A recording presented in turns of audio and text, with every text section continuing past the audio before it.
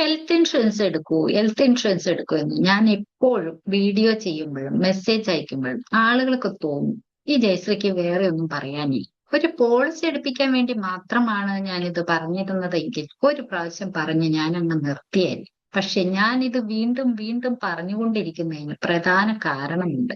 നമ്മൾ പല കാര്യങ്ങളും ആവശ്യം വന്നതിന് ശേഷമാണ് വാങ്ങുന്നത്.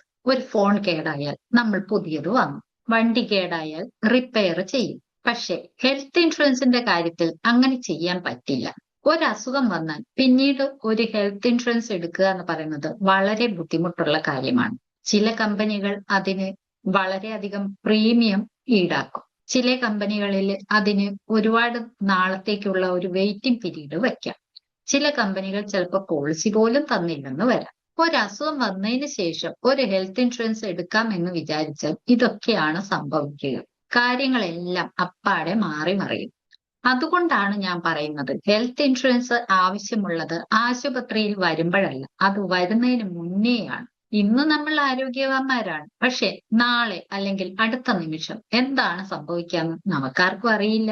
ഒരു ചെറിയ ഹോസ്പിറ്റൽ ബില്ലൊക്കെ നമുക്ക് ചിലപ്പോൾ മന്ത്ലി ഇൻകം കൊണ്ട് മാനേജ് ചെയ്യാൻ പറ്റും. പക്ഷേ 5 ലക്ഷോ 10 ലക്ഷോ അതിലും വലിയ മെഡിക്കൽ ബില്ല് വന്നാലോ?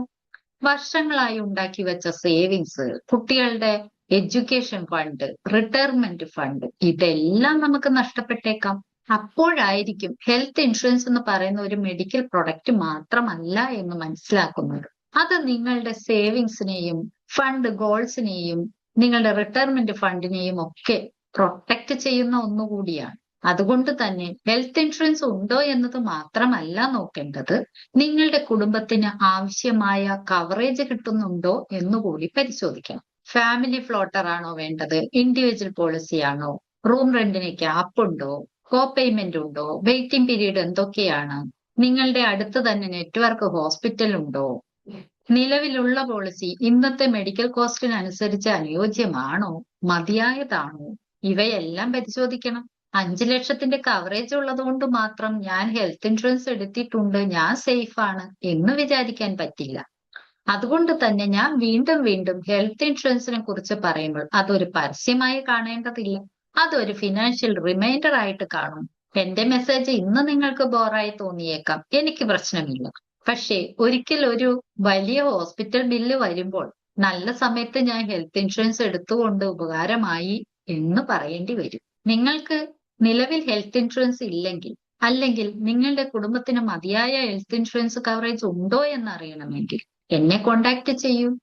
നിങ്ങളുടെ നിലവിലുള്ള ഹെൽത്ത് ഇൻഷുറൻസിന്റെ കവറേജ് എത്രയെന്ന് നോക്കി പോളിസി മതിയായതാണോ, ഉള്ള ബെനിഫിറ്റ് എല്ലാം നമുക്ക് കിട്ടുന്നതാണോ, ഇങ്ങനെയുള്ള കാര്യങ്ങളെല്ലാം എന്തെങ്കിലും ഒരു കവറേജ് ഗ്യാപ്പ് ഉണ്ടോ, ഇതെല്ലാം ഞാൻ പരിശോധിച്ച് വേണ്ട നിർദ്ദേശങ്ങൾ തരാം.